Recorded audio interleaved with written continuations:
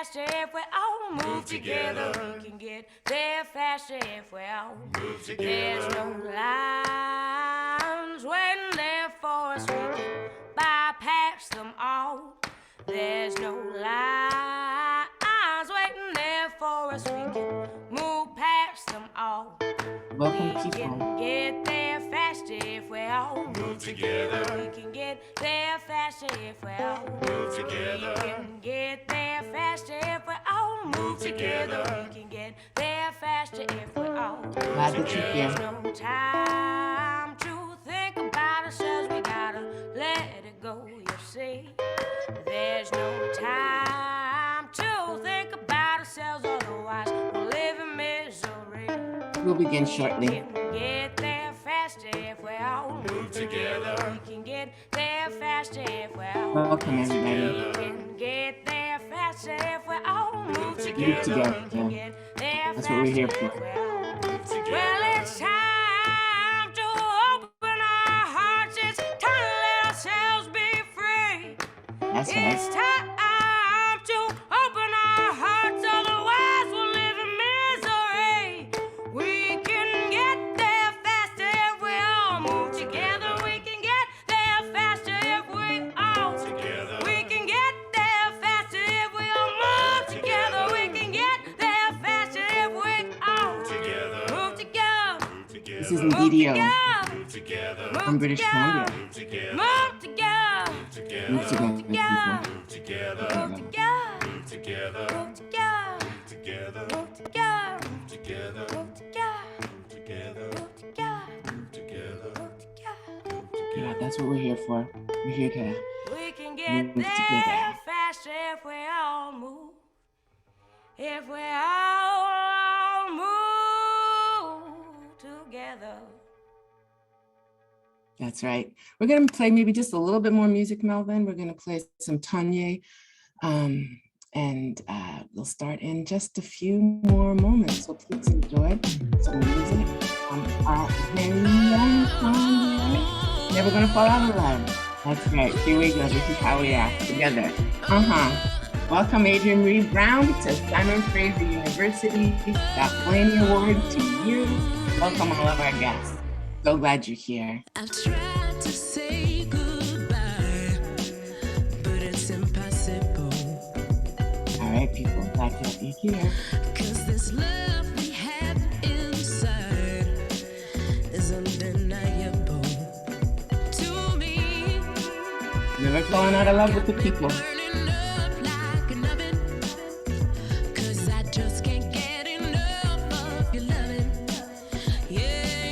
Oh, Hillary, glad that you're here. Welcome, Ellen, champion. Hi, Lindsay. Diane. Thank you for being here.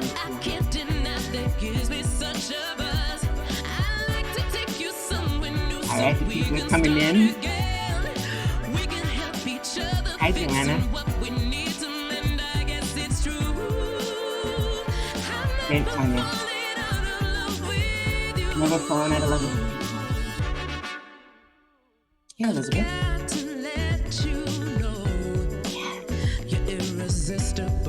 Luis, glad you could come.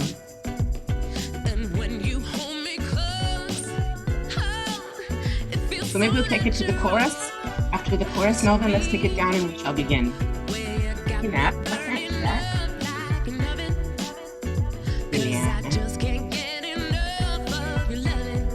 Here we go.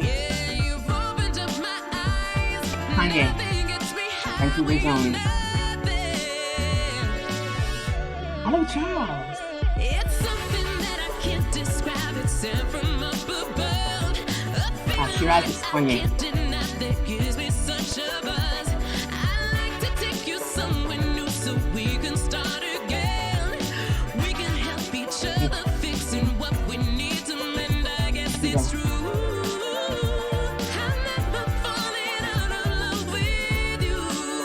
All right, let's take it down. Hey, Layla, so happy to have you with us. Brenda, welcome. Yeah, that's Tanya. Never falling out of love with you, the people. Good afternoon, everybody. Thank you for joining us today. It is such a pleasure to be with you. I want to also say, hey, what's up to AI Media? Thank you for providing the closed captioning for today's event. And if you're not already familiar, you can enable that by toggling your Zoom settings to provide the subtitles. If you experience any technical difficulties during today's ceremony, please reach out personally in the chat to our tech whiz, Melvin, who's here, ready to make it work for you. So you can just go in the chat, write Melvin, you'll see his name, and he'll make it happen and work it out for you. So my name is Vanessa Richards, and I am honored to be your host today as we welcome Adrienne Mae Brown, this year's recipient of the Jack P. Blaney Award for Dialogue. By way of a land acknowledgement, I want to look at some art and also tell you a little story. So I greet you from the unsurrendered and beautiful homelands of the Musqueam, the Squamish, and the Tsleil-Waututh, these nations here. My father, Rudolph, arrived here as a traditional drummer and dancer from Trinidad and Tobago to attend UBC as a student because there was no university opportunity in that colonial outpost. And my mother, Adelheid, arrived in the arms of her mother, Irma, from Vienna, Austria, at the start of war. Like all who live or visit the city of Vancouver, when my parents looked north, they were met with the powerful life force of the mountains, and in particular, two mountains that dominate the skyline and our city's view of itself. Then, as now, these mountains are colonially called the Lions. However, they are rightly called the Two Sisters. As a child, I didn't yet know the Squamish legend that tells how the chief's daughters in springtime initiated the Feast of Great Peace as they were coming of age. This Feast of Great Peace that brought a cease to the warring between the neighboring Coast Salish peoples. But now that I'm grown, I can call them by their name, the Two Sisters. These guardians like overlooking our city, wrapped in snow and stars for thousands of years, protecting the enduring peace of the Pacific coast and the Capilano Canyon and its people, where our sweet, sweet mountain water flows from that Capilano Canyon. This is an invitation to pause for peace and for water and for protectors of peace and protectors of water. These two sisters remind us to hold place for peace.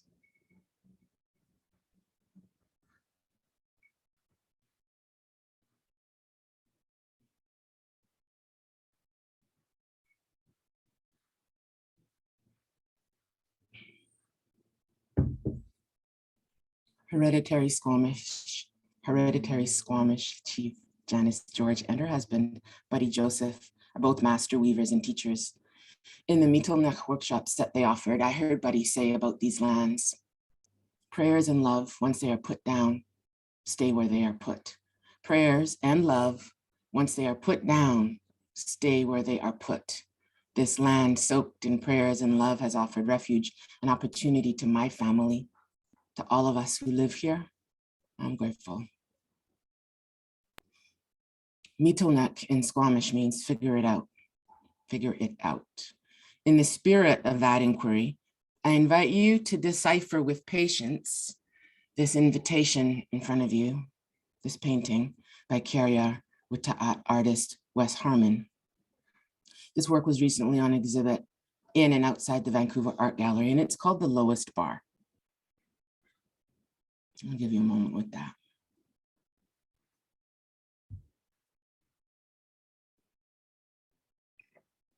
It's a bit of a struggle, right? 100%. What it says and what we're invited to struggle through is to know more the names of the land. We are past the point of gratitude. It is time to commit to more than live, work, and play.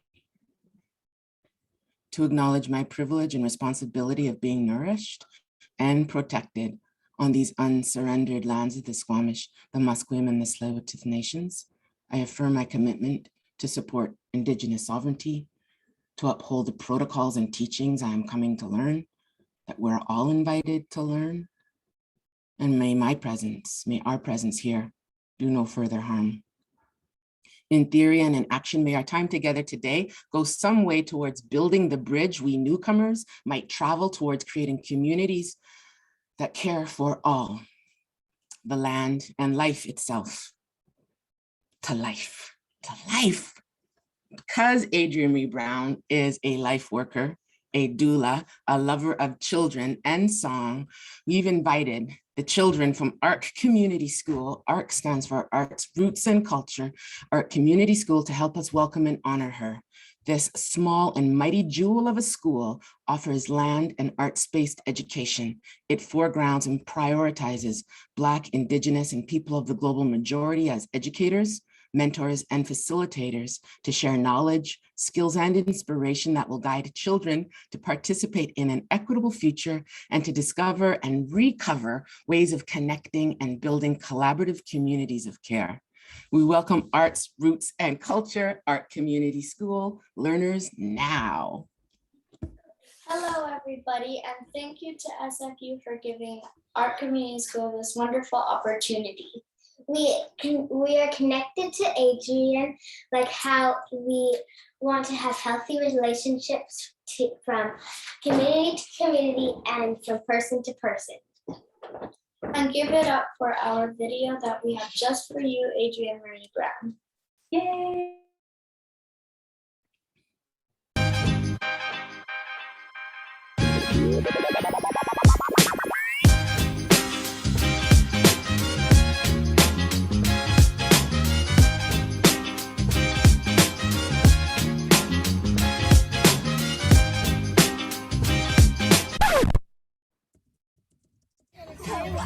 So cool.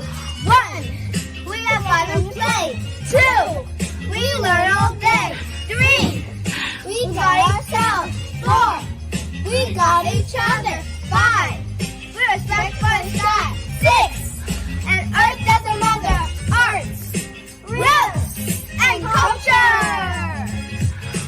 We're at our community school. We are our community school. We're gonna tell you what art is so cool. We're gonna tell you what art is so cool. 1, we ask questions. 2, we find answers. 3, we believe in second chances. 4, we earn with dances. Arts, roots, and culture.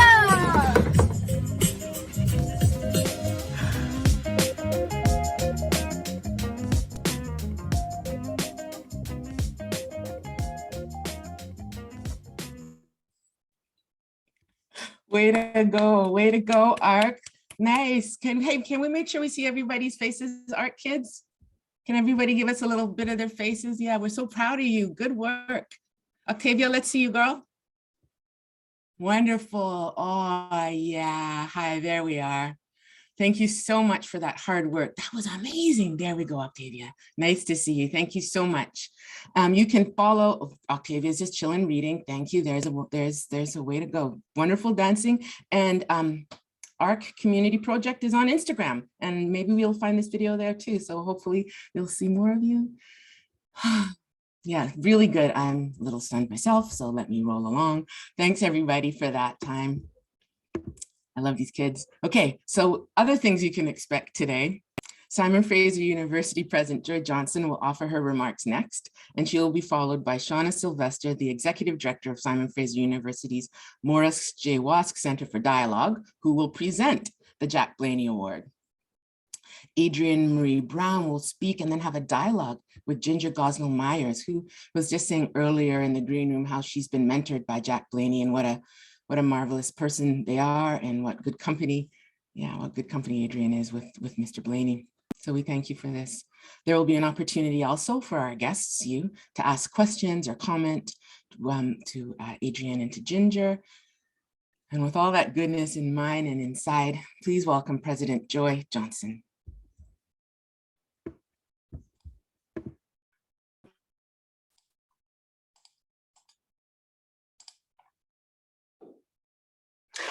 Well, thank you ever so much, Vanessa, for just starting us off in such a fantastic way. And I really want to thank the ARC School as well. So many lessons in that video. Ask questions, get answers, second chances, and most importantly, dances. I just love that. And so just wonderful. So thank you ever so much. It really is a pleasure to be here today. And on behalf of the Morris J. Wass Center for Dialogue, part of SFU's vibrant Vancouver campus. And I want to begin by acknowledging that I am privileged to be speaking to you today from the unceded territories of the Squamish, Tsleil-Waututh, and Musqueam and Coquitlam peoples. I'm on Burnaby Mountain today, and really grateful that our campus on Burnaby Mountain is on these unceded territories. And as a settler on this land, I recognize that I have a responsibility, and Vanessa has reminded us of these responsibilities to address and repair relations with Indigenous peoples whose lands we occupy. And acknowledging this is an important step towards reconciliation, but we must do more. And I really appreciated, Vanessa, as well, the story of the two sisters. Such a great reminder, and I really appreciated you sharing that today. The Jack P. Blaney Award for Dialogue was named in honor of SFU President Emeritus Jack Blaney. President Blaney was instrumental in establishing the dialogue facility, and under his leadership, SFU became a pioneer in dialogue knowledge and practice. And I think we can all agree that this knowledge and practice is more important than ever. Today, SFU remains the only English-speaking academic institution with a program unit explicitly dedicated to the concept of dialogue. So before going any further, I want to just extend a very special welcome to SFU President Emeritus, Dr. Jack Blaney. I've been scanning the Zoom room and I haven't seen him, but I'm really hoping he's here with us today. Jack is also the recipient of an honorary degree from SFU and is the person in whose honor this award is given. We're joined by many members of the SFU community and the broader community, and I'm just so pleased that so many of you could join us today. And of course, I am thrilled and had a chance to, in the green room, to meet our guest of honor, Adrienne Maree Brown. The Jack P. Blaney Award for Dialogue is presented every second year to an individual who has demonstrated international excellence in the use of dialogue to further the understanding of complex and profound public issues. And a few of our past recipients include Alice Derrito, one of the first women armed conflict mediators in Africa, Chief Robert Joseph, Ambassador for Reconciliation Canada, Sila Watt Cloutier, a respected Inuit leader and a world-renowned environmental climate change and human rights advocate. So today we're gathered to honor the 2021-22 award recipient, Adrienne Maree Brown, in recognition of her outstanding use of dialogue to further racial justice in her work. The Jack P. Blaney Award for Dialogue provides a means for SFU not only to recognize Adrienne's extraordinary accomplishments, but also to deliver upon our mission to be Canada's community-engaged research university. So it's now my pleasure to turn the proceedings over to Shauna Sylvester, Executive Director of SFU's Morris J. Wass Center for Dialogue. Professor Sylvester has overseen the preparations and organization for today's award, and she's going to introduce our guest of honor. So over to you. Yeah, thank you, President Joy Johnson. Thank you for your words and thank you for your work. Please, Shauna Sylvester, so happy to have you with us. Thanks so much, Vanessa, and thank you, Joy.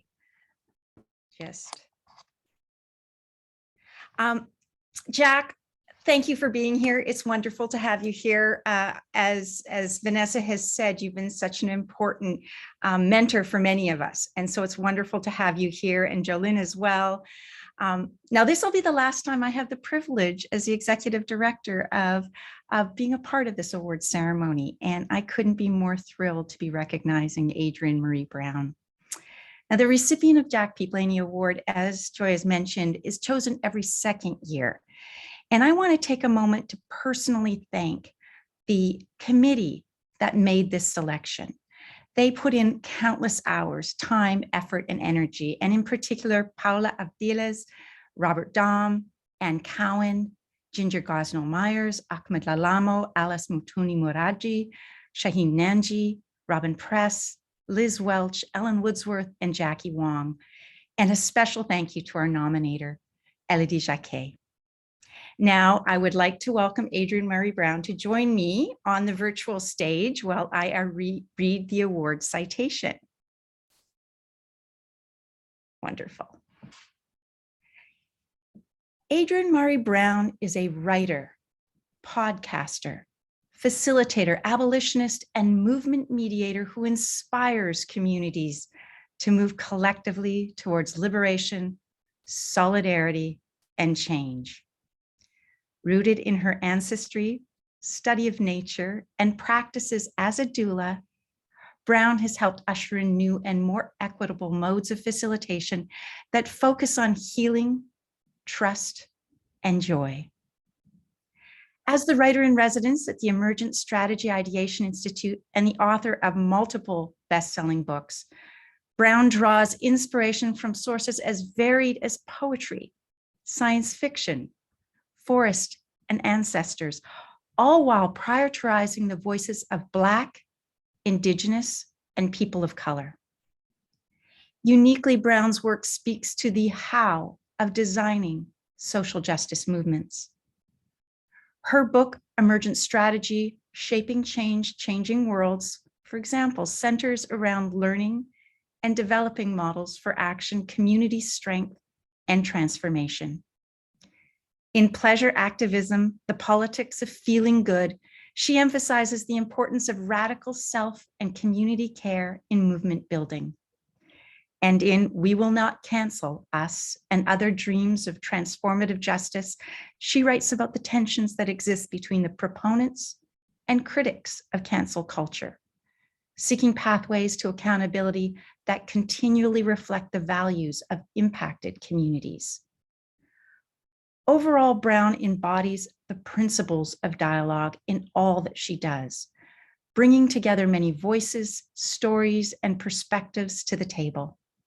She helps networks and communities examine the root causes of their struggle and seeks to move those foundational patterns and cultural dynamics toward positive transformation. As our society deals with emergent patterns of change each day, Brown acts as an artful reconnector, continuously supporting transformative systems change with unlimited compassion, curiosity, and creativity. To all of those assembled here today, I introduce you to the Jack P. Blaney Award for Dialogue recipient for 2022, Adrienne Maree Brown. Thank you, Shauna. Thank you so much for that. Thank you, every single person who showed up today. Thank you, Jack Blaney, for being the kind of person who an award is created for. Your dedication to peace and listening is so incredible. I want to say thank you to all the many lands that have held my life. I want to say thank you to all of the people who have taught me to listen and taught me to stay curious and taught me that we all deserve more listening, more space for the miracle of our life unfolding. Thank you for all the witnesses who have recognized the lessons that are flowing through me, and everyone involved in the selection process, selection committee. I got to meet a couple of people today. That's a huge honor. Learning about all of the work that went into this is just really humbling for me. I'm beside myself. Those babies had me crying. I was like, okay, I've got to pull it back together in order to come say hi to everyone. But I really believe that we are miraculous beings. I believe that we are really unique in the universe. And I think that we are meant to harness that. And we keep getting pulled into our base nature of petty fighting and battles. And it just doesn't feel like what we're called to do. And I think dialogue and conversation are the way. My teachers have been Octavia E. Butler, Grace Lee Boggs, and others who are really committed to what could happen in community. So I think here we are together, changing intentionally towards justice, towards liberation, and towards love. And I'm beaming. I feel deeply honored. We're going to have a blast for the next few days together. And I'm really excited to talk with Ginger. So thank you, thank you, thank you, thank you, thank you, thank you. Thank you, Adrienne. We're so happy that you've been able to join us and receive this award. I'd like to introduce you and the guests gathered here today to the host of this conversation with Adrienne, Ginger Gosnell-Myers. Ginger is a member of the Nishka and Kwakwaka'wakw Nations. Ginger has been a skookum and potent leader in urban indigenous policy, planning, and decolonization, and is an SFU WASC Center for Dialogue Fellow and a friend to many. Welcome, Ginger and Adrienne. Thank you, Vanessa, so much, and welcome, Adrienne. It's such a huge honor to be able to spend some time with you and to see you receive the Jack P. Blaney Award here at Simon Fraser University's WASC Center for Dialogue. I just want to speak to all of the other people who are here right now and are sending such tremendous love and excitement in the chat, that this is your chance to share your questions for Adrienne in the Q&A function on Zoom or through the comment section, through the chats. We're watching it all and we want to hear from you. I'm just so pleased to be here with you right now. And, you know, going back to, the earlier conversation we were having in the green room, there's a lot of heaviness right now in the world, and it's been with us for quite some time. And you have always acknowledged that we are in a shift right now. There is tremendous change happening. There's a lot of truths being told. It's creating a lot of conditions that require emergence, that require community building, that require pleasure, and that require healing. And I really want to focus on the healing aspect of this work. You're one of the first people that have really spoken to us on the need for healing in community building work. And I'm wondering if you can comment on where you're at right now and what lessons are you learning from this time? Wow. I've been really astounded by this time. I've had to change almost everything I took for granted about my life and root into one place. And I keep thinking that the lessons at this time, like, I can't shake the feeling that COVID is a great spiritual teacher for us, and the grief that it's caused us to experience, and also the adaptations it's caused us to make, are ones that we need to really pay attention to, right? Like, this is something that says stay put and really pay attention to how interconnected we all are, because even if you don't believe in science, you're still going to get sick. We're going to go through this. And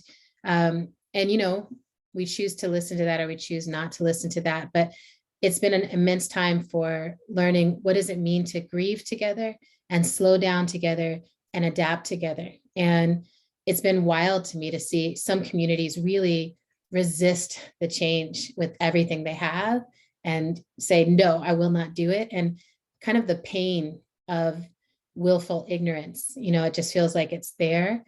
But at the same time, concurrently, there's communities that are really embracing the adaptations, that have been deepening into mutual aid, deepening into sharing what we have.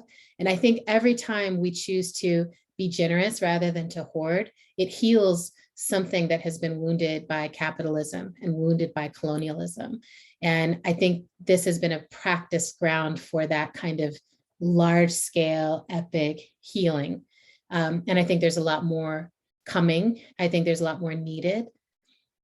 I also think that sometimes, I feel like when people talk about healing, it's like oh, it was all, it smelled good and it felt easeful. And we were just laying there relaxed. And I'm like, that's not the healing I know about. The healing I know about is drastic and it's often very difficult. And you're crawling through the mud under barbed wire. I mean, it's really just like facing your shadows, and it can be exhausting. And I think the only thing that gets us through it is community, right? That I'm not alone. I'm not the first person to wake up to the systems I'm living in and decide I want a different thing. I'm not the first person to recognize that the systems are what are pushing me under and making me feel outside myself. But if I heal, if I drop back in, I'm always right here. And the earth is always waiting to partner with me. And together we can do so much. I think of emergent strategy as a work that was healing for me to generate. And I feel like it was a partnership with the earth. And most of my books feel that way. That was like something that came through that feels rooted deeper than my feet, if that makes sense. So yeah, I think that's what we're up to. And I think we can do it at such a small scale. Like I have a really tight inner circle of people and I'm just like, y'all, I'm a mess. I'm despairing. I'm crying. I'm weeping. I can't get it together. Oh, and it's just such a relief to be witnessed in reality and be told there's nothing to fix. You're right where you are. This is an important place to be. That is healing. That permission is healing. So I wish for everybody that kind of healing ground and healing space and those kind of healing relationships. And I think dialogue, like learning to be in authentic communication, is really a core to being able to be witnessed and be seen and be healed. Yeah. I think adaptation is going to be like one of our most used words moving forward, because we've been stuck in these systems that have programmed us to live a certain way and be a certain type of person. And the healing that you talk about is allowing us to be authentic, heard, seen, felt and smelt, and all of the other, realities of life that give us a lot of strength. And your work in emergent strategies, for myself as an Indigenous community organizer and an Indigenous city advocate for most of my life, reading that book was the first time that I really felt seen and explained my approaches to how I did my community work, because I'm not formally trained in my work. I'm a look, see, do learner. So much of what I have is wisdom that I've gained from my community and my family and my friends. And so, of course, your work just really resonates with me and so many others. And I want, I want you to know that your role as a conduit is so clear and helpful. And why do you think so many other Indigenous, Black, people of culture resonate with your work right now? I love this question. And I'm really glad the book landed that way with you. Like when it was coming through, it felt like, oh, this is true. And I think what a lot of people of culture, I love that, a lot of Black and Indigenous folks have experienced is the world telling us a lie about ourselves and using that lie to strip us of everything that is our right to have, our health, our wealth, our well-being, our land, our children, our loved ones, our safety, our sense of our bodies being beautiful, our sense of our skin being beautiful, everything, and to go through that kind of gaslighting at that structural level for generations, we have been able to survive because we can feel something true underneath all those lies and through all those lies within ourselves and between us. And that has always been the case. The book I'm working on right now is in part about maroon space and just the way that we have always stolen away and reclaimed our joy and our survival in spite of these lies. So I think that often what I get back from people is like, this is true. I already knew this. Like, you know, a lot of Black Indigenous people are like, this didn't teach me something. I knew this. I recognize this. I feel this. I am this. And what I think I did as a conduit was just name, you know, really articulate and put a language to this thing that we're like, we feel this and we know it's true, that we are meant to adapt. We feel that what we do at a small scale really impacts the large scale. We feel that we're all deeply interconnected. And we feel that what those babies said, we deserve second chances. We deserve space to make mistakes and to learn, to recover. So I think that because of how we have survived by holding on to the truth in the face of the lie, when the truth actually comes through, it's like, oh, yes, I recognize that. And a lot of people tell me that they use the text to open their own doors, or they use the text to kind of affirm their own wisdom and their own knowing. And I feel great about that, because one of the things I love, you know, Octavia E. Butler, I feel like one of the things she did was she was like, I'm not telling you prophecy. I'm just paying attention to what already is. And I'm writing from that place. And I try to follow in that lineage. Like, that's my discipline, is to be with what is. And then how can we create what we long for from what is right now? And what is not what white supremacist capitalist patriarchy is telling us. What is this interconnected, interdependent species on a planet that, as far as we know, there's nothing else like it. So we have to protect it and each other. That's what is, right?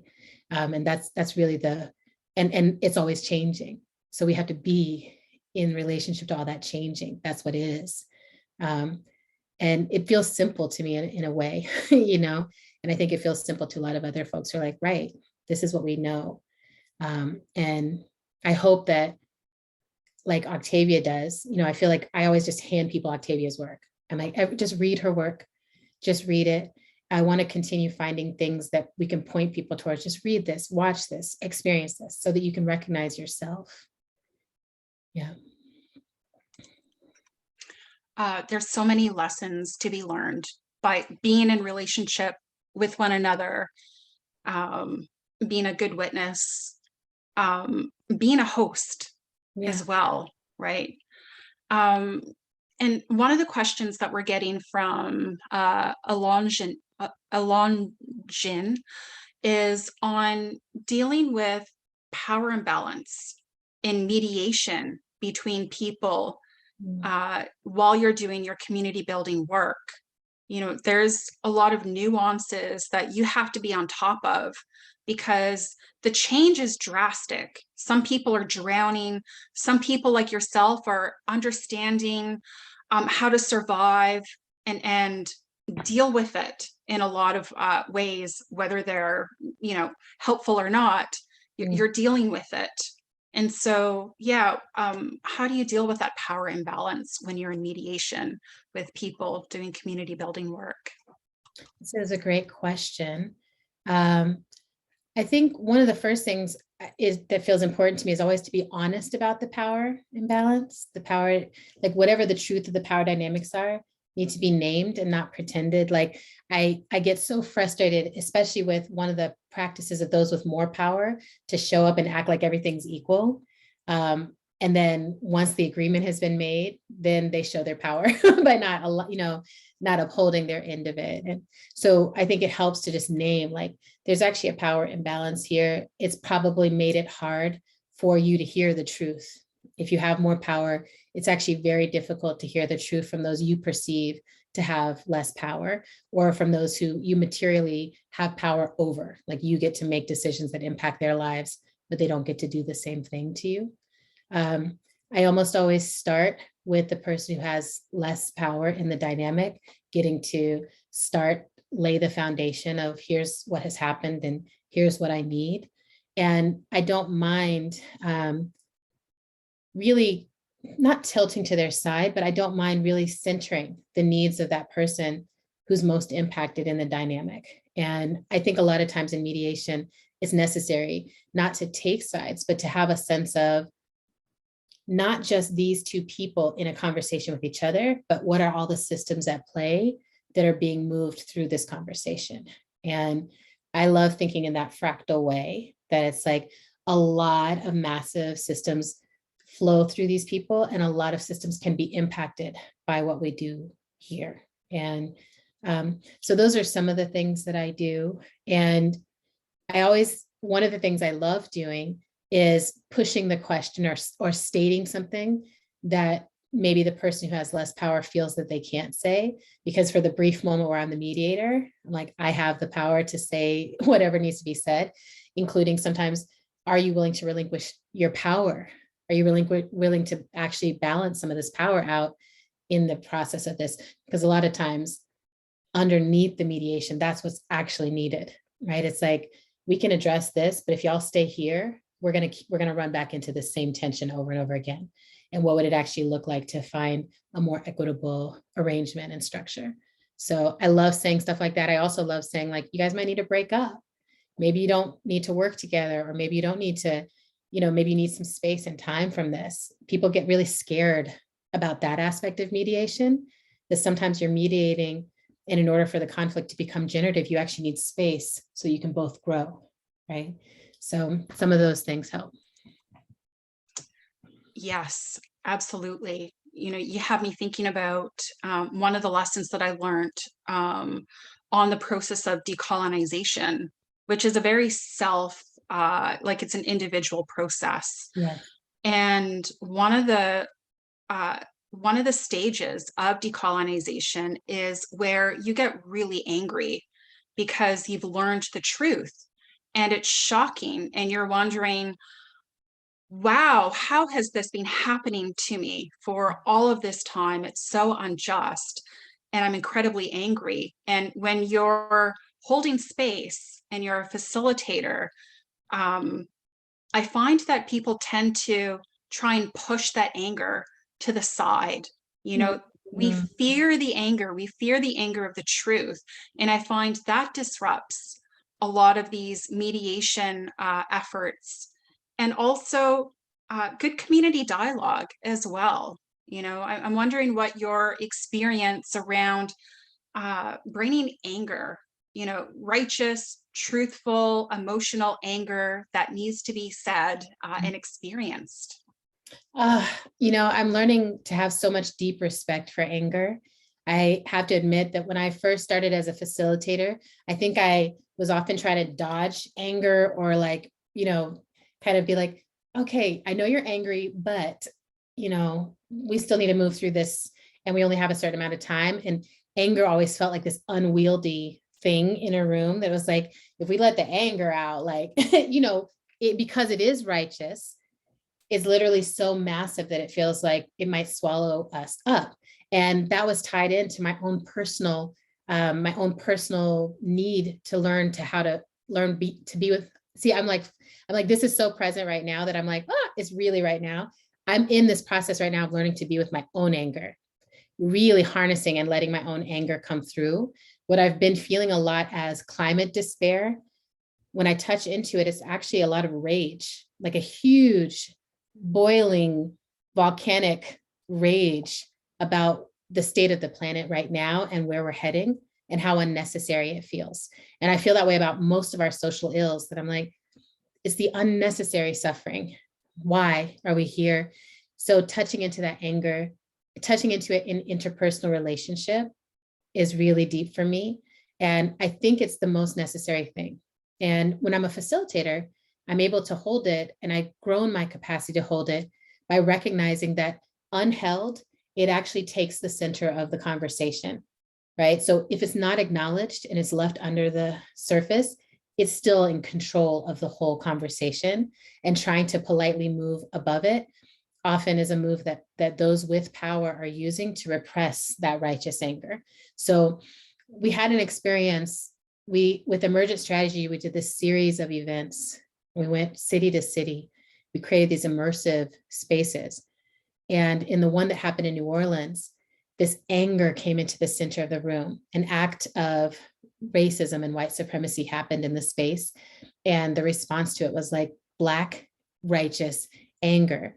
And instead of trying to repress it or push it to the side, it got centered, right? So a crew of people brought it literally, physically into the center of the room, and all the Black women got to be in the middle of the room, and they got to speak from that anger, and everyone else had to just bear witness, right? It's just like, we witnessed, we recognize this. And then someone who was an incredible healer gave us a rock, a glass rock to shatter. And we took it outside and we just threw it, and everyone threw pieces of it on the ground and shattered it, shattered it, shattered it. And I still to this day get emotional about what it felt like to have the anger, like as a Black woman, to get to be invited in to sit in the middle of a circle and not have to hold anyone else and not have to protect anyone else from my anger, but to get to fully express it and then to release it. And it literally lightened the load. And I find that to be true in conflict, that when I'm allowed to actually go to the peak of the anger and articulate it and be present in it, it passes. It actually moves out, because once the anger is articulated, then we can begin to really discuss, like, okay, so what do we do now, right? Is there an apology necessary? Is there a massive structural shift necessary? Is there a new way of communicating necessary? What can we actually do so that we don't build this anger right back up again, so that we don't disrespect it? I think it's, in this world, one of the most powerful emotions, and we need to learn how to harness it, because the changes that are coming, the changes that we need to come, I think part of the power that will actually make them possible will be that harnessed anger, right? That really well-directed anger. I also want to say, and I think this is happening, I feel like I've heard about this happening in Canada as well as it is here. When our anger is not expressed well and directed towards the systems it actually belongs to, it gets turned on each other. And we start tearing each other apart, because I can reach you, I can't reach them. And I think that's also really important to track is, yes, you pissed me off because you're being white supremacist, but I understand that that's because you're tied into a system, and I'm angry at the system, I'm angry at the behavior, and I want you to ally with me against it. That's a different process, right? Than I'm just going to hold you responsible for all of white supremacy. It's not going to work, right? Because systems can't be maintained or made right by one person. We have to have whole systemic changes. And anger is one of the few emotions I feel that works at the scale of a whole systemic change. So I'm excited for us to learn to move it, learn to let it be part of our aliveness. If you're feeling angry, you're still alive, you still care. That's good news. Yeah, absolutely. When you move through anger, you make space for solutions. Yeah. And it's been missing from our conversations, and it's kept a lot of people voiceless for a long time, even within our own communities. We've been, I think, told to suppress that anger as a way to, I think, fit in with larger structures and systems. And so, yes, embracing the anger and moving forward is one of those important channels towards solutions.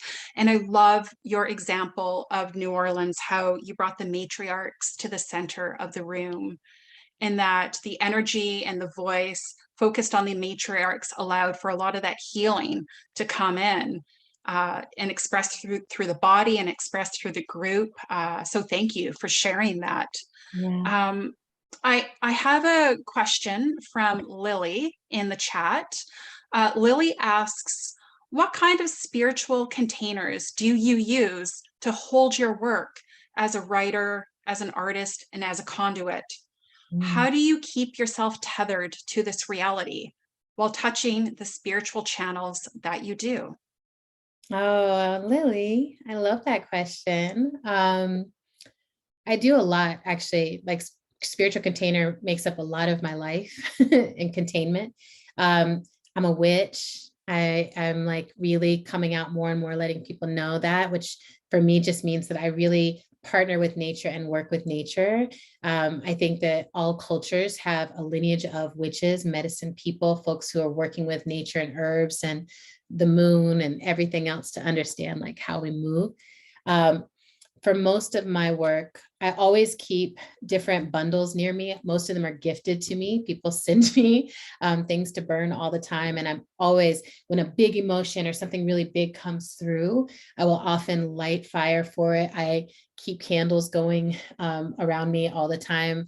I find fire, like letting something burn, is really, really useful to me. I am in active partnership with ancestors. So I think I can show you all this. My ancestor altar, just past my water bottle. So I have all these ancestors of my lineage who are here with me in my work. Grace Lee Boggs is here, Octavia, Nina Simone, Aretha, Audre Lorde, Toni Morrison, Malcolm X, and so many others who I never think of myself as flying solo. I really think of myself as I'm in relationship with a lot of ancestral spirits and those who are alive, who are all dreaming of the same thing. I have a spiritual practice of waiting these days. Like an idea will come through and it's like very exciting. And when I first started as a writer and as an organizer, I would just be like, here's my great idea, guys. And it would be half formed. And it was, it wasn't less exciting, but I learned to wait a little bit. So to let the idea come, jot it down, and just sit with it, bring it to the ancestors, bring it to the altar, take it to my community for feedback, and let it simmer and become something even more impactful through that, giving it time and space. And these days I'm really into ritual. So when I'm writing, I make myself a really beautiful tea, like the tea flowers that open up in the teapot. I light a candle. I put my phone on airplane mode. I put on some music. I really romance my writing, and I'm just like, I want to be a good conduit for stories that compel people towards the future, right? Like they're dystopian in a way. Most of what I write it's through the lens of the analysis of movement, which is, we're in trouble. But what I think Octavia did well, and what I'm trying to do well, is create a future that still feels compelling to move towards. It's like, even though we're going to have to release capitalism, there's still something beautiful to move towards. Even though we may not be able to fly all over the world or have quinoa, coconut water every time we want it, there's still going to be really delicious things and really powerful relationships and a really incredible relationship to the land. And there might be aliens, So I feel like I'm trying to listen for, my spirit says there's so much more than we know about to this universe. And I'm trying to listen for all that. And I think both in my facilitation work and in my writing, there's so much listening. There's so much like hearing between the lines and hearing between the feelings for that interstitial space. Like where is the glue, the fascial, right? So yeah, those are some of the sacred practices. And then I always do a new moon ritual and a full moon ritual. So today is the new moon. And it's really exciting to me to be, basically we're like 3 hours into it or something. So I thought that was auspicious. And I hope that all of you, if you want to do a new moon ritual today, write something that you want to draw in and grow in your life, write it down, fold it up, tuck it under your pillow, and let it grow, let it blossom. And then on the full moon, pull it out, see if it's growing, see what's changing. And if there's anything you want to release, then you do the same thing. You write what you want to release on the full moon. Anyway, yeah. Mm-hmm. Yeah, beautiful. It reminds me of that quote on how we are all stardust, and all of the water that we have in our bodies has been all of the water that has been on this earth since the beginning of time, and how sacred that is. And when you talk about the importance of your ancestors, I wish this is a teaching that all people could honor, because we come from somewhere, and that helps us move towards our future. And you can't have a solid future without acknowledging your past, and having that connection to our ancestors is incredibly vital to making that happen. So I really appreciate you acknowledging the importance of recognizing the power of your ancestors in your life, as well as treating yourself. You know, you talk about like all of these rituals that you do, both big and small, because I find too many community organizers in the social justice movement are burning out, and we're not connecting with one another. And it often feels like we're doing this work in isolation. So it kind of brings me to another question that was left from, well, guest, no name, guest. Okay. And so they say, you mentioned that we are in conditions that bring out our worst base selves. Mm. What do you think are immediate ways to create conditions that bring out our better angels? And I feel like this is a good continuation of, you know, what we've been talking about so far. I would say, I mean, I think it's different for everyone, but for me, it has been really important to have people that I allow to be close friends, close enough to share what I feel like are failures, or when I feel that base self taking over, I feel like I can't figure this out. I can't find a way through. I have some really dear friends who I'm able to turn to in those moments. And I think, I don't know if this is true for all people, but I think there's something about being able to show like all that exists in humanity exists in me, and it's showing up in me. All of it is here. And it's humbling, right? To be like, I'm not better than anyone out there that I'm like, I might sit in judgment on, or I might be like, how could they do that? It's like, it's in me too, right? I could be petty, I could be cruel, I could be violent. It's all in all of us. Having friends that you can show that to, just like, I've lost my way. I'm feeling hateful. I'm feeling angry. I'm feeling these things. It's the clearing of that, being able to say, I feel this way, and being met by someone who's like, I understand that. That totally makes sense. You know, that's a human emotion. That's a human way to feel. And let's find a healthy outlet for it so that that doesn't take over your behavior and your choices and your decisions. And I think, like many organizers, the person I tend to be most violent towards is myself. I really am so hard on myself. I never feel like I'm giving enough or doing enough. You know, I feel like, oh, if only I was a real organizer, if only I was really impactful, if only I really gave more. And so there's something there that's like, when someone can say, oh, that's your critical voice, and that's fine, that's there, but it's not the whole story. And is there something you need to pay attention to? Is there a place where you can grow more capacity? If not, maybe you're doing enough. And I have some friends who will be like, yeah, you messed up. And I really appreciate that. You need people to be that honest and be like, yeah, that was a mistake. And what can you learn from it? Not just to mire and, oh, I'm so guilty. You know, this is always the thing with white folks when it's like you're learning about what whiteness is. And it's like, I feel so bad. It's like, yes, it's awful. But feeling bad about it isn't really going to help us very much. Like, so move through that feeling so that you can get into some new behaviors and new actions and new choices. And I think we all need to do that. It's like, yeah, I messed up and I can feel it. I feel shame. I feel whatever it is. And then once I let that move through, I'm like, okay, but I can see what I could do. I can make an apology. I can change my practices. I can shift the structure so that my power dynamics are different. I can change. And that capacity to change, that's where the better angels comes from, right? Like in my life, every time an angel has appeared, it has been to remind me that there's a possibility to live. You know, I was in a car accident when I was young, and this angel appeared, got our whole family out of the car, and then was gone. No one else saw her at the accident, but it was just to remind us, like, you can get out of this car before it blows up. You can get out. And I think of that is in each of us, that nature of angel or angelic saviorship is always there.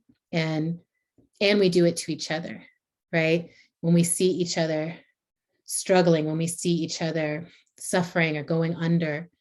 Right now, this is a time of immense despair and depression and hardship, and we can be very hard on ourselves and each other. And we need that angelic part of ourselves to say, hey, there's also other options. There's also another option. You're never stuck. I have a dear friend who's always saying, you're not stuck. Remember, you're not stuck. And I'm like, oh, right. I'm living the life of my dreams. I'm totally not stuck. I'm just having a bad moment, but even I would say that for humanity, we're having a bad moment, but we didn't always have a bad moment. We have a lot of humanity. A lot of our human history was absolutely gorgeous and diverse and femme-led and witchy and magical. And then we have this period of capitalism that's been kind of, but I think there's something else beyond this, right? So if we think of this as a terrible twos, right? Or something else, there's something beyond this. Yeah, maybe we don't even know who we really are or who we can be, because capitalism and the system that has defined us has been so toxic that it makes the possibilities endless for our future selves and our community well-being and all of these things that we've been dreaming about and working towards, and our ancestors have been dreaming about and working towards. And it makes me feel really hopeful as well, despite all of the things that we're dealing with right now. Our ancestors have taught us that we've been through this before, and we're going to come out the other side okay. And thank you to the ARC children for telling us about we believe in second chances, because we do. We need it. We have this life, and if we want to be in community with one another, then let's find a way to make that happen. That's right. I have one final question for you from Jody. Jody says that we've been so blessed by your past writings. Thank you for your generosity. And what is moving through you now? And where is it leading you? Oh, well, hi, Jody. I love you. Whoa. That's one of my best friends. And one of my Canadian friends. So I was like, Canadians, I sent all my Canadians the invitation today. I was like, look, I'm getting a Canadian award. I was so honored. What's moving through me right now is lots of fiction. So last fall, my first novella was published, Grievers, and it's been really beautiful having it out in the world. It's a story about Detroit in the midst of a plague. I started writing it 10 years ago, and it came out last year, and it's just been like kind of amazing to write about a plague in a city during the pandemic. And I'm working on the sequel of that, and it's flowing through in such a beautiful way. Like I'm learning from the characters all the time how to move from the solitude of that initial flush of grief into community. Like, what does it take to choose community when your heart has been broken? So the second book moves us from 1 to 4, and then there'll be another book that hopefully moves us into even more. So that's moving through in a big way. And then I'm singing. So I'm working on an album to come out with my next collection, which is a collection of short stories and spells that is going to come out, I think, in May. And I'm working with this team called the Bingsons, who are incredible singers. They just like feel the spirit directly. And they were like, we want to help you make an album. And so I'm singing every day. I'm recording vocals, and they got me this like fancy microphone. I have a whole sound set up here. And I've always sung, but I've always also felt a great insecurity around singing, because I'm like, oh, I don't have the perfect pitch. I'm not Aretha Franklin. I'm not Whitney Houston. That's who I grew up around. And like, if you can't sing like that, why bother? But they've really encouraged me to have my small, pretty voice and to just sing my little witchy songs. So that's a big part of what my life is about right now, is I'm either working on the novel or I'm singing these songs. And then once or twice a week, different movement leaders reach out to me for an ear, and I get to bear witness to things that they're going through and just be a sounding board for their spirits. And I really try to do that work. Like, that's what I really wished for when I was in positions of leadership, was just people who didn't want anything from me and like weren't trying to manipulate me, but just were loving me in my leadership. So I try to, I don't even try, that just is happening. It feels really like organic. It feels good to me. And it feels like a good model of like, not quite being an elder, I'm 43, but moving in that direction of being someone who's like, I can hold you while you fight, because it's like, I think of these these leaders are on the front line of a struggle, and like someone needs to rub their feet, someone needs to wash their hair, someone needs to smooth their brows. And so I like to, that's all the stuff that's moving through songs, fiction, and calming our loved ones. Mhm. Amazing. There were a lot of questions for you, a lot of them on, self-care practices and spirituality in this work, and movement building and community building. So, sorry that we just didn't have more time to spend on everybody's comments, but you shared so much with us in this small amount of time. It's such a gift. As someone who is also 43, and has been mindful of It's good. being conscientious of Yeah. you're going to become an elder one day. Yes. And you have to be mindful of mentorship and holding up the next generation. There's this Squamish word, chen chen stwe, and chen chen stwe means we are lifting each other up.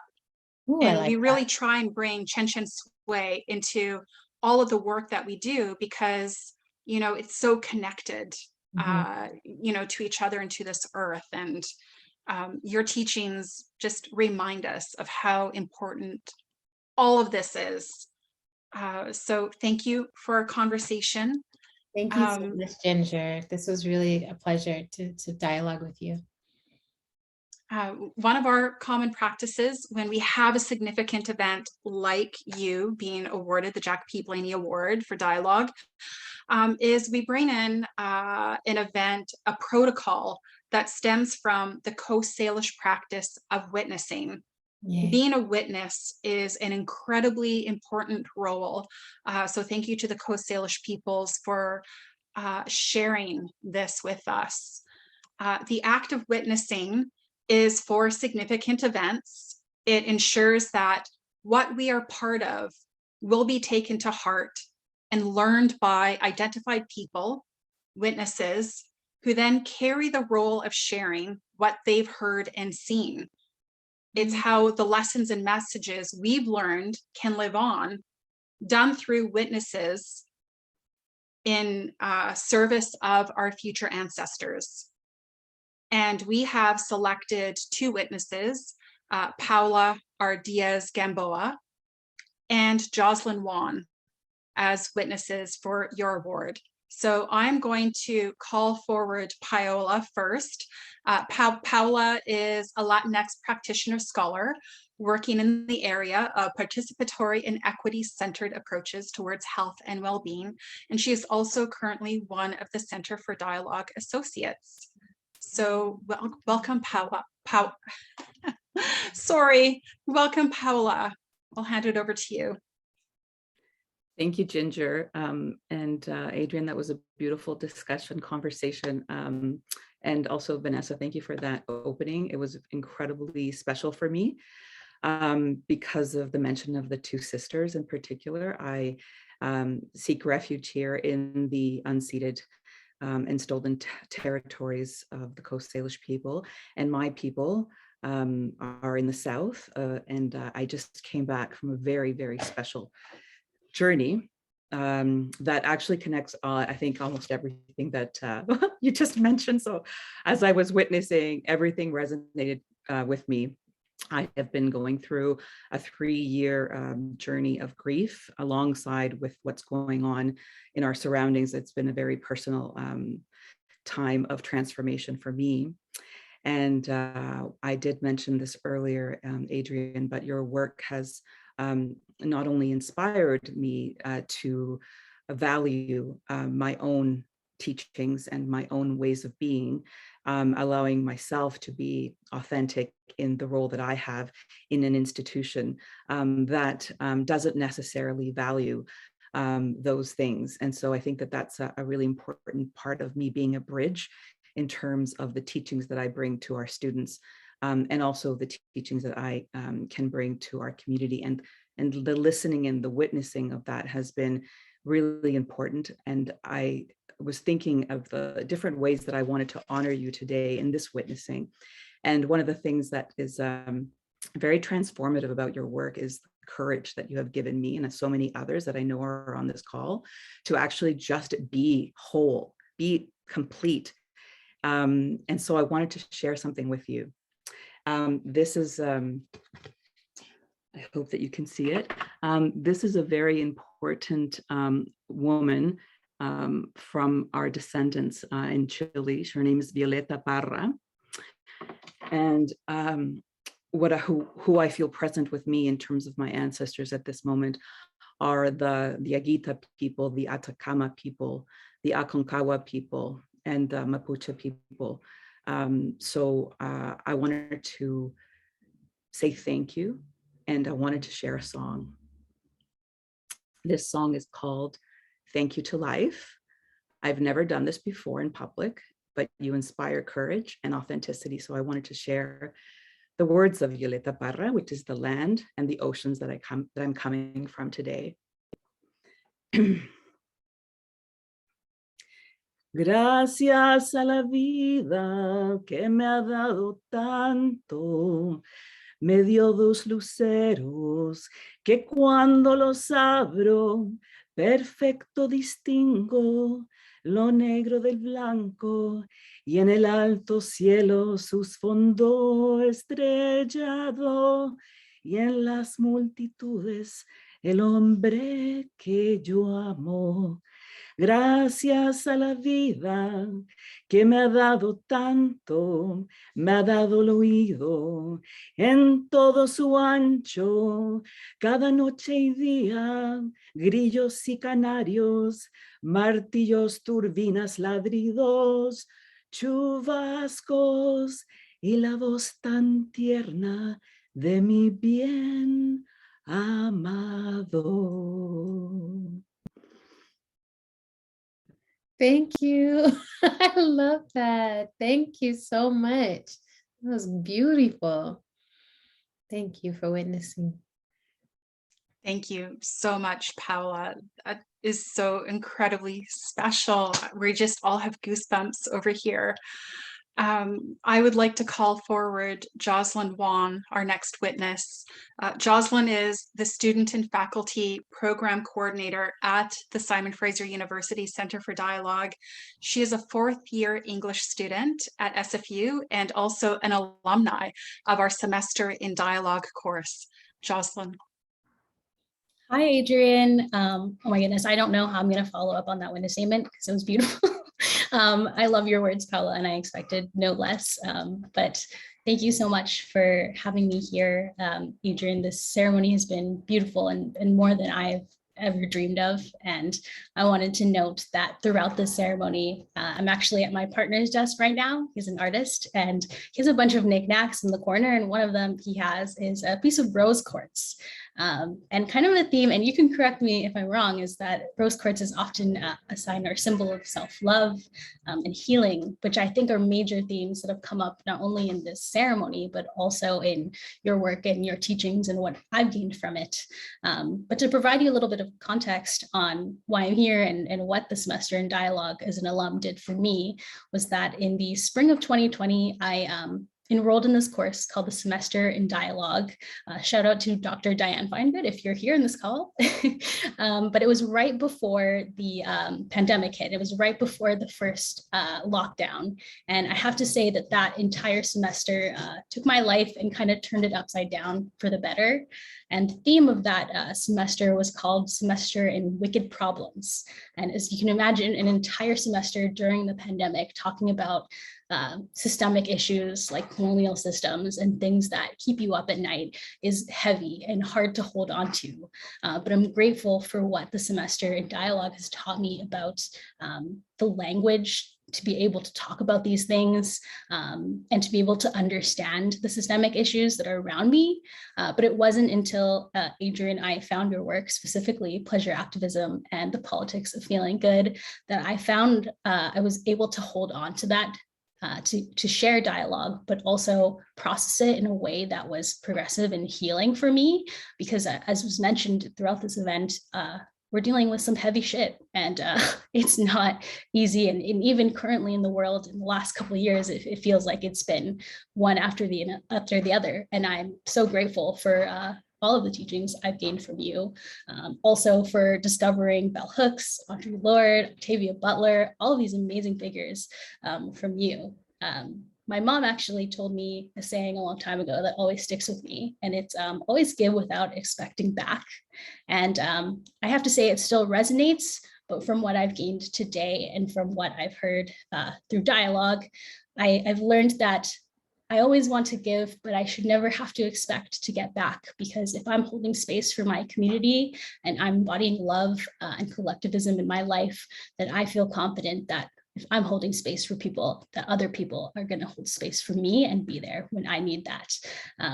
And so, yeah, thank you so much for letting me be a witness today. But I thought I would end off in a kind of witchy way. I also read tarot. And so I have a little deck in front of me, and I'd love to just pull a card to speak to this collective moment.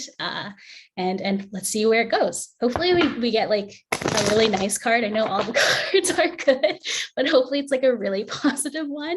Oh, wow. At least it will teach us something. Yeah. I actually got the 7 of Pentacles. Oh, that's good. And I think that's a really good card. Folks can write in the comments how they interpret this card, but often when I get this 7 of Pentacles, I see it as sowing the seeds for something that can be really great. I see it not only for the ARC kids being the future for what we want to see in the world, but also for today and the connections that we've made and this feeling of love and community, that when we kind of plant these seeds and practice what you teach in your books and what the Center for Dialogue practices, that we can see change, maybe not in our lives, but societally eventually. And one day the fruits of our labor will come to fruition. So I hope that I got that interpretation right. That's a great interpretation. And thank you so much for witnessing. Thank you for the tarot witchy practice. I forgot to mention, I pull tarot cards literally all the time before I do anything. So thank you. I feel really loved by all of this, by you and Paola's offer. Thank you. Yes. Thank you, Paola and Jocelyn. You are by far the coolest and most special witnesses for an event that I've been part of. Thank you for sharing just everything that you have. Incredibly honored. And thank you for your work in being a witness. It's really important work to be a witness for an event. This ensures that our future ancestors will continue to gain from the knowledge that we've learned today. So my hands are up to you in thanks. And I want to turn our time back towards our Blaney Award recipient, Adrienne, for your final thoughts for this award ceremony. So thank you so much, Adrienne, for just spending some time with us today. It's been a huge honor for me. And of course, thank you to everyone who's been sharing the questions and comments today. Adrienne, when you finish, we'll go back to Vanessa. Okay. Wow. I keep thinking, since I was very young, I had a sense that it's supposed to be better. It's supposed to be better than this. But we're not supposed to be like being a human is supposed to be better than this. And for a long time, I think that kept me from seeing what is beautiful and good inside of how we are right now. That it's easy to bring your eyes up and look at all of it and be so overwhelmed. And there's something about coming back into the intimate and the relational and the communal and the kids and the play and the song and the dance and the ritual that's like, oh, we're fine. We're actually good. And there's a friend of mine, Alta Star, who's always reminding me, like, everything is all right now. Like, everything is as it should be. And trust in this unfolding to teach you something. And I want to offer that to you all. It's been a magical spell, I think, that I have cast whenever I'm facilitating and whenever I feel overwhelmed, this is the way. This is actually the way. This conflict and this stuckness and this sense of bereft energy and this overwhelming grief and this massive change, this is our time, and this is the only way that we will get to justice and liberation. It's like we have to go through this suffering and struggle and being divided from each other so that we long for each other and we know that we need each other. And Jocelyn, I'm really excited by the 7 of Pentacles as a card for this time and this moment, because I think of it as the Five of Pentacles is like rock bottom. We have nothing left. All of our material is gone. And then we start to return. We start to be like, wait, there are things here.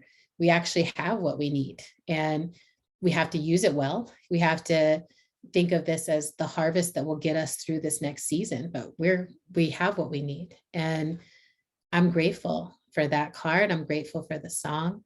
I'm grateful for the dialogue. I'm grateful for the babies performing.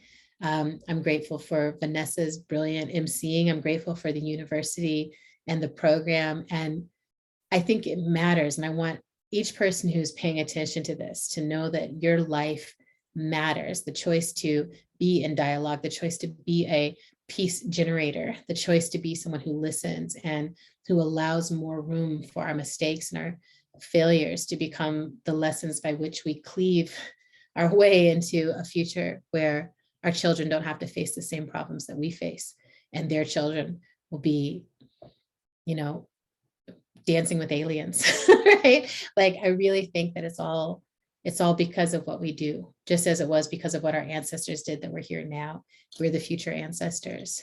And I'm really proud to be of this generation and of this moment and in these gifts. So I don't want to go on and on and on and on, but I really feel a lot of love, and I feel deeply loved. I feel deeply seen, and I feel like all my ancestral work is affirmed by this. So thank you all. And Vanessa, come back. Here I am. Come get me. Yeah, dancing with your ancestors. I really appreciate Jocelyn and Paula. That was tremendous. Right. Mm-hmm. It's pretty stirring, I feel pretty speechless, my darn self. And also, Adrienne, I'm so happy to hear that. So is this a Bangsons of people that do the Keep Going On song? Yeah. Keep going, keep going. Well, this is amazing. Keep going, keep going. I heard them and I was like, okay, some things are universal, and whoever those people are universal. And then like the next week, they got invited into the spiritual community I'm a part of, and we became friends, and it's just been like on since then. So well, I'm so excited to hear about that, because I have been a song leader for 11 years. I ran a community choir drop-in, and it was a COVID casualty because singing became dangerous, and that was a grief. I had completely never anticipated that this sustaining, this joy, this prayer that is song was now dangerous. okay. And so I was part of some online community singing pieces where I was introduced to the Bangsons. And so I promise you that when you make your contribution to the world of song, there's this whole gang of community choir singers. You probably know about them, maybe not, but there's a lot. And the way these songs will be carried by people who are also like you, have been shy to raise their voice. I think my shoulder, this orchid would be filled 1,000,000 times with the tears of people who said, I didn't think I should sing, and then they begin to. And so, the song, and I can tell you also that the kids at ARC, they have sung some of your music as well too. And that, and they were inspired from that music to make their own song. So I couldn't be happier to hear that you'll be bringing song, because this is definitely something that's required at the times. And one of my favorite singers, Kari Wendell McClellan, will be closing our ceremony in song. But good people, I want you to hold fast while I make some other acknowledgements, and then I'll tell you about more places you can spend some time with Adrienne while they're here in our Zoom territory. And so here we go. I would like to acknowledge the extraordinary staff at the Morris J. Wask Center for Dialogue, which is so exciting that you might come again sometime in the future. Adrienne, I don't know if you've been here before. I know you used to come to do the Social Change Institute at Hollyhock, so I know you know these territories, but it's a beautiful center as well. So the staff there have been amazing, and this has been managed by Alice Francis, Jocelyn Wong, and Melvin Theodora, and this has been done under the direction of Brenda Tang, with contributions from Ginger Gosling Myers, from Stephanie Hall, from Sabrina Azaria, and Natalia Popapatia. I'd also like to recognize Gloria Chu, Sue Porter, Heidi Kwong, and William Gill at SFU Ceremonies for their assistance. Thank you also, dear guests, for your presence here today and the ways you offer yourself to your calling and to these times.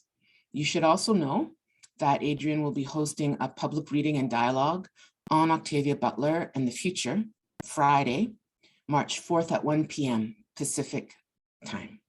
To attend this event, the Jack Blaney Award winner, Adrienne Maree Brown, requests that participants should have some knowledge about Octavia Butler's work. That's going to deepen your experience and also hold space for those that have done that deep dive or started to put their toe in. So we invite you to consider that request, and details are going in the chat now. Melvin, thank you very much.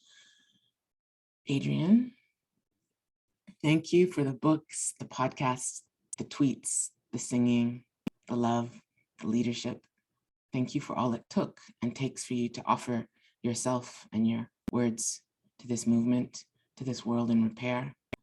And because you speak to a certain song in Emergent Strategies, we wanted to bring this ceremony to close in song, which is almost happening. Kari Wendell McClellan, who's born in Detroit and is raising his family here, will offer it to you. But I want to tell you a little bit about Kari. He's a friend and a new father, a scholar and a gifted facilitator. We work together at SFU on the Certificate for Community Capacity Building, and you can find his music on all platforms, but he will sing his music as a solo artist, but also with the gospel trio he sings with called the Sojourners. But he will sing for you momentarily and live and lovely to bring clarity, beauty, connection, and power to this moment of sealing in the goodness and this necessary goodness. Necessary goodness, yes, that's right. Similar to necessary trouble and similar to the necessary trouble. To complete this ceremony did I just say that part? Oh, let me go. This necessary goodness to complete this ceremony to enliven the love. And because you are fluent in the celestial and the infinitesimal on this new moon in Pisces, as we thrum at the threshold of transformation we are in, as above and so below, and because, to quote from your recent blog posts, Earth does not consent to the violation of war. We do not consent. And because we who still alive be whole against the knife, be wild against the cage, be silence and cacophony, be song inside the smoke, be of the many, be set on freedom and be so kind. And because you write, I want us to want to live. I want us to want to live. I want us to want to live in this world, in this time, together. I want us to love this planet and this species at this time. We hail your heart, your smarts, your grace, your generosity, and your guts. And now, Kari, we invite you to seal in this goodness with your sonic bomb. Peace, people, peace, and victory. Vanessa Richards. Yeah. You're gorgeous. Thank you. Wow. Adrienne, it's such a pleasure and an honor to be able to spend a little time with you. I actually wanted to take this moment to invite you, as well as all of the other people that are here, to invite an ancestor for the end of this ceremony. I'm actually going to call on my great-great-great-grandmother, Kizzy. And Kizzy is the name of a woman who, at 15 years old, moved out of enslavement by freeing herself and running into Canada at that time. And I think about, the kind of fortitude it takes to, in a world where everybody tells you that you don't count, to really believe in your heart that you deserve more and to move in that direction.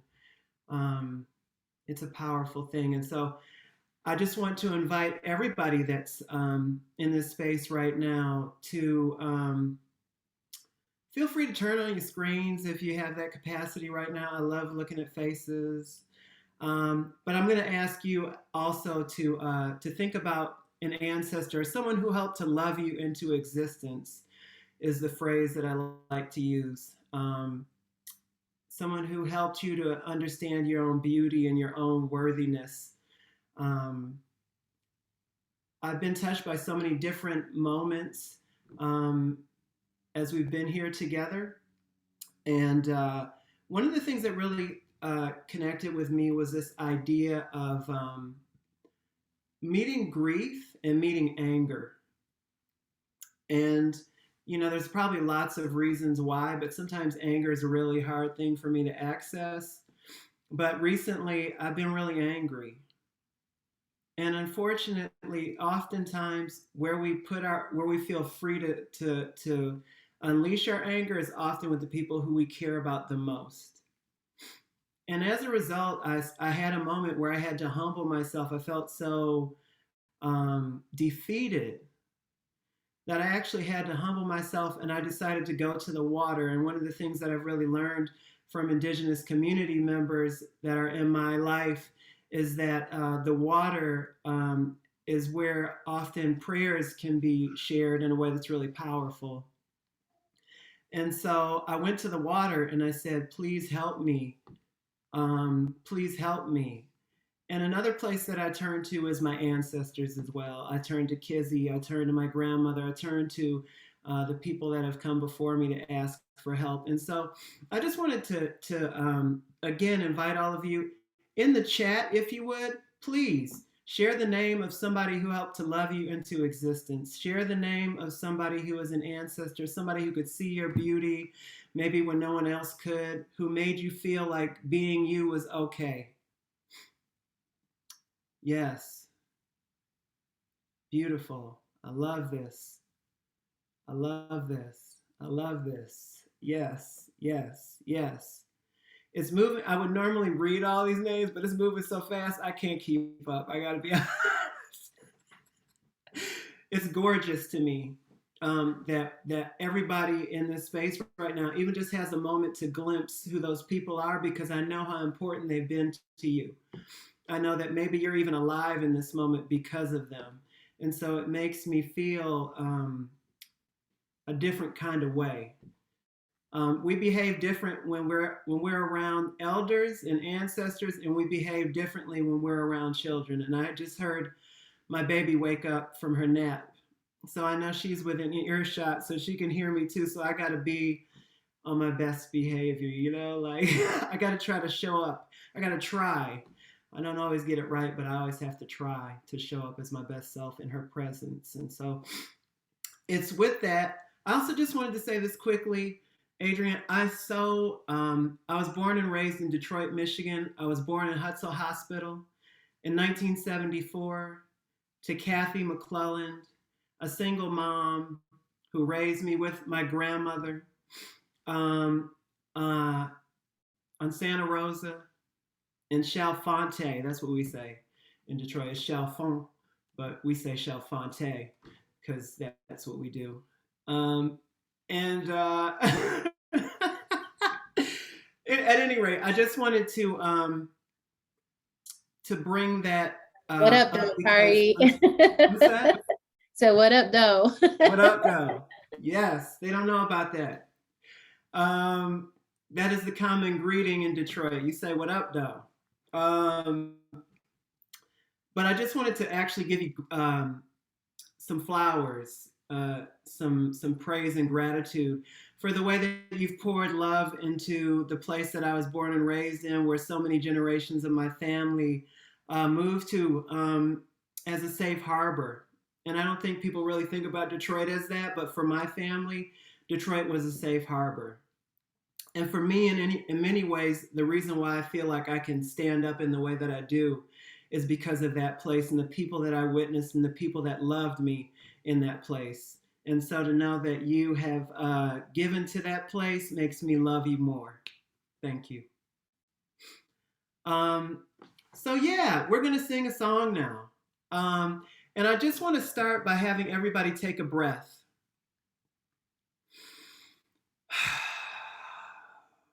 And I'm going to ask you to do that a couple more times. Breathe in. Breathe out. And maybe this next time I'm going to ask you to sigh as you breathe out. So we'll breathe in together.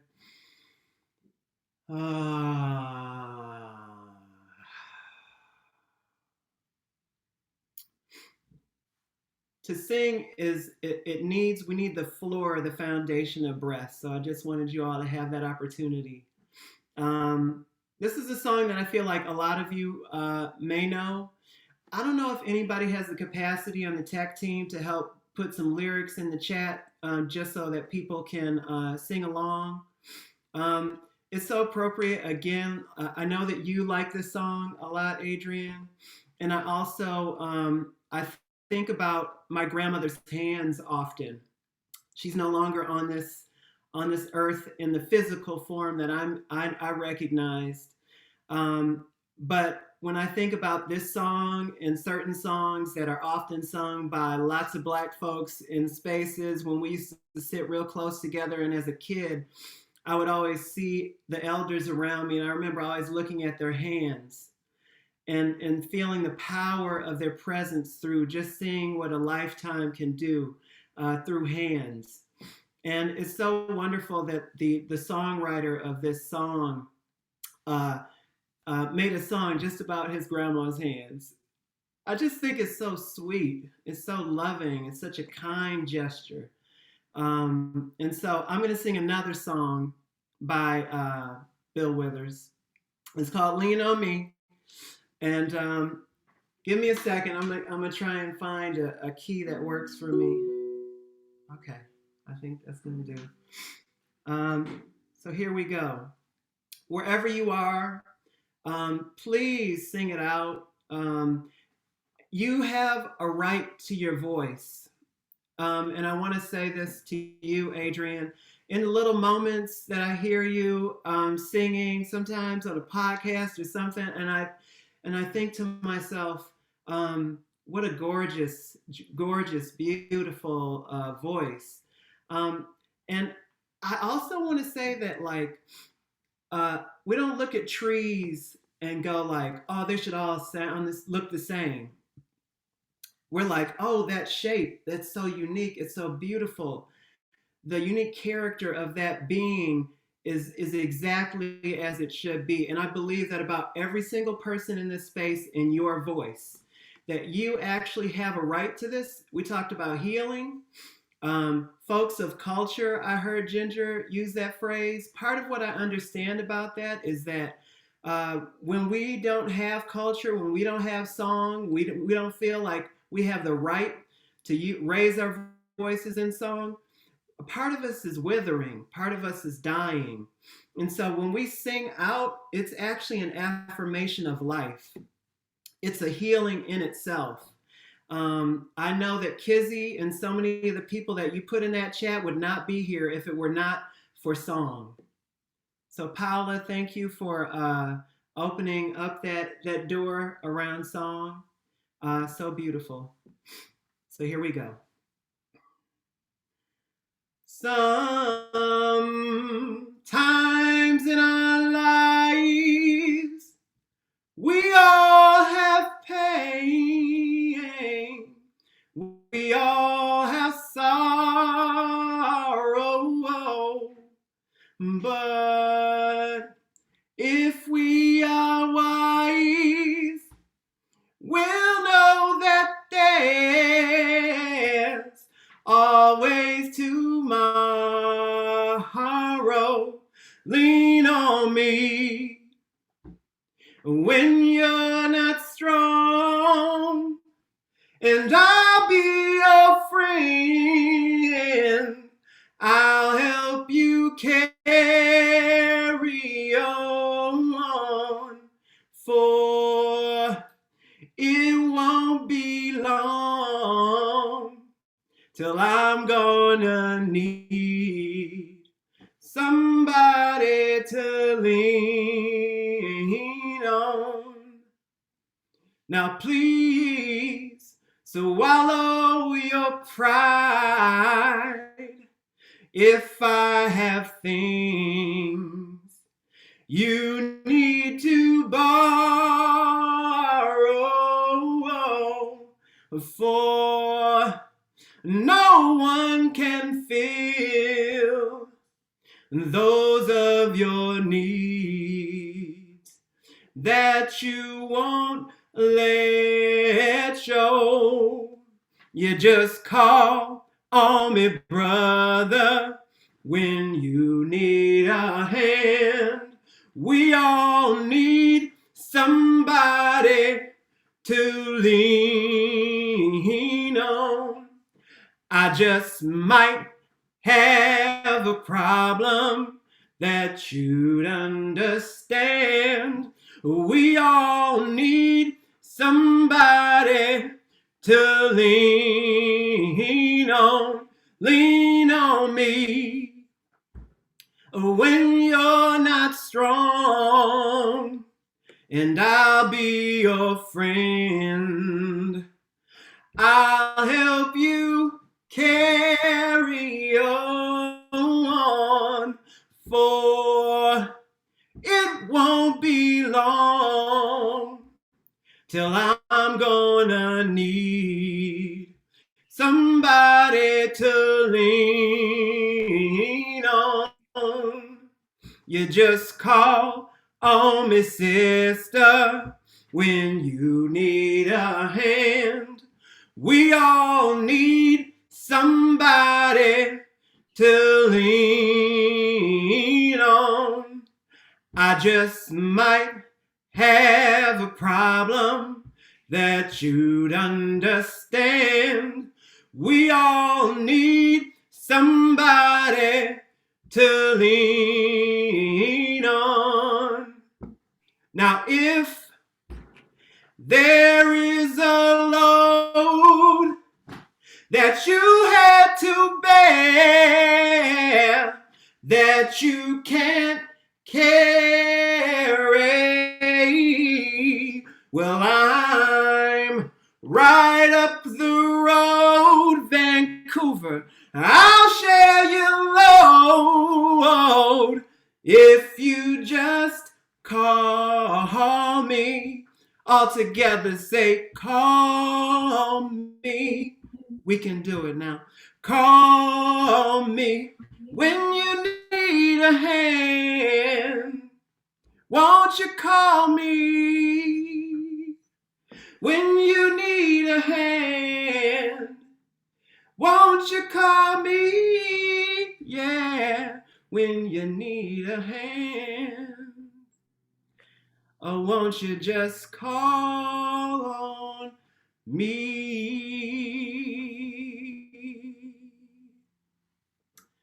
So much love to you. It makes me so hopeful that this organization and institution chose to celebrate you today, Adrienne. Thank you so much. Thank you, Kari. That was gorgeous. That's like my favorite song. That was so beautiful. Thank you for the blessing, the wisdom, the vocals, and the baby. Thanks for all the ways you're creating.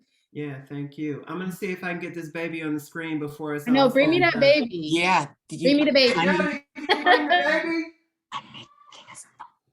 bring the baby? Bring the baby. Bring that baby. I feel like, you know, the seeds that we're talking about growing, the Seven of Pentacles, the new moon, that having a baby in the space feels appropriate. Yeah. Well, I want to thank you all, everybody, for coming with your the baby inside of you alive being grown. Hi, honey. Do you want to wave and say hi? Hi, are you sibling? Hi. Yeah, this is Hi, Jody. This is Honey Rose, and this is Jody, who's one of my dear loved ones and a caregiver for Honey Rose. How are Hi, Honey you? Rose. Hi, Honey Rose. Hi, Yeah. baby. Wow. Oh my God, what a blessing. Wow. I know. Honey Rose, we're so happy that you're here. Yeah, thank you. Honey Rose, if you would kindly close us out with some kind of, whatever way feels appropriate for you right now, Honey Rose. We just want to thank everybody for being here with Honey Rose. Say bye, The honey. deep respect and appreciation, everybody. Bye. Blue kisses? Lots of love to you, Adrienne. Bye, all. Thank you, everyone. This was perfect. Yeah, Absolutely. we'll see you in the good days ahead, everybody. Yeah. Thank you. Thank you again.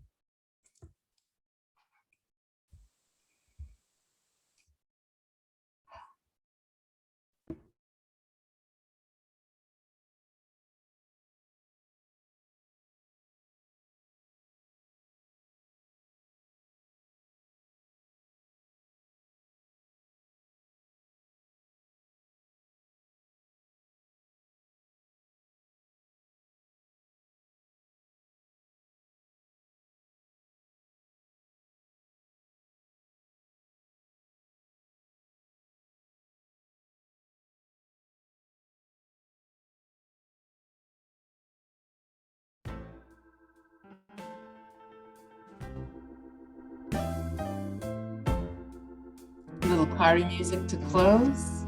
There we go. Thank you so much. To the river in the valley below, in the hopes it might wash away my sorrow.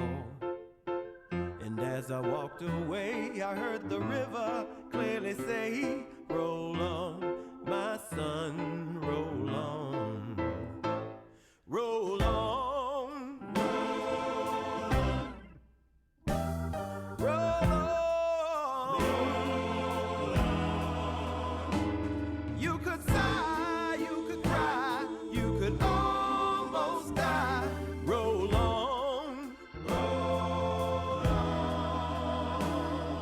And even though it's hard to know, roll on, hold on, roll. Even though it's hard to know, roll on, hold on, roll on.